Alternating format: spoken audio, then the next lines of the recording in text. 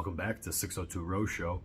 This is a strategy episode, general strategy episode for season-long Fantasy Bachelor on the Rose League app. Season-long, little bit of a different game than the week-to-week.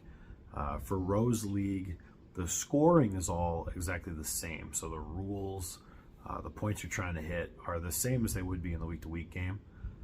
The big difference is that you only set one lineup.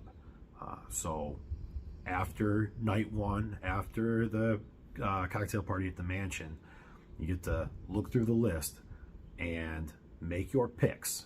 And you begin that scoring week 2. And then that's it. You don't get to change that lineup again. So pricing is actually available now. You can go in and set a lineup right now in the app.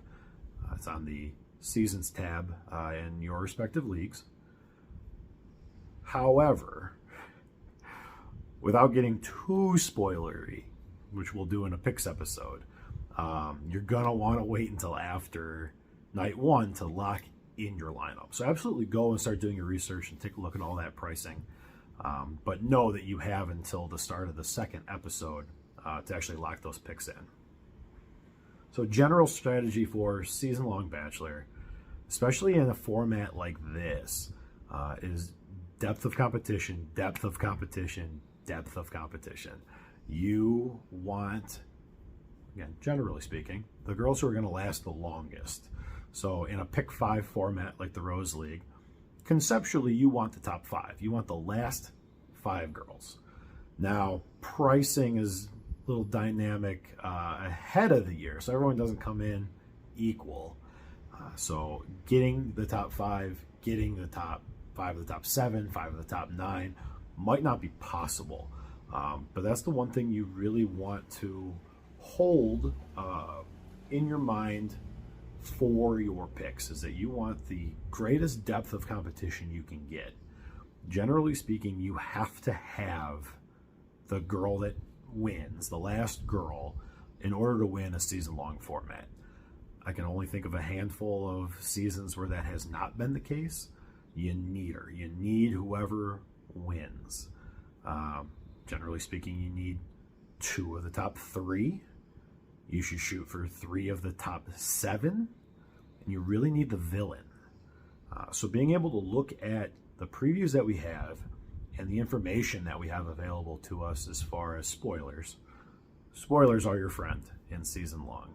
If you go into season long blind and do well, hats off to you. I would like you to hit me up, hit my DMs if that does happen, because I'd love to add you to our analyst team because you see something that the rest of us did not.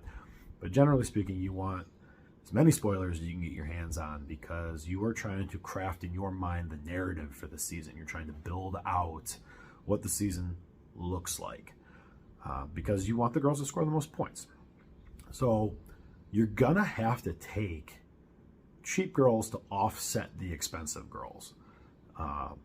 So you need to look at things like who's going to cause the most trouble. That's why having the villain is so important. The villain generally is not going to be Final 4, but they're usually top 7, top 9, and they cause a lot of issues.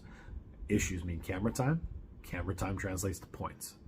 So being able to identify from a storyline and scripting standpoint where the producers are going to take the season, marrying that up with the spoilers of who goes home when, you can really start to craft your personal narrative for the season as a whole.